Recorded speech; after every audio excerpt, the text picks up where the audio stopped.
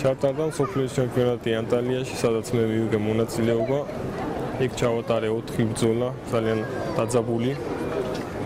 მოვიპოვე 4 ბრძოლაში გამარჯვება და გავხდი მსოფლიოს ჩემპიონი, ავიხსნე ბავშვობის ოცნება, დასახულის მიზანს მივახციე.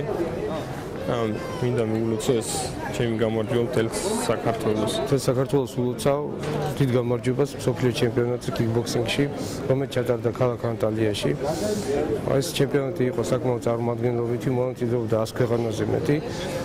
და ამ დიდ ფორუმზე, სპორტულ ფორუმზე საქართველოს დიდი გამარჯვება მოიპოვა ქოქოაშვილის სახით.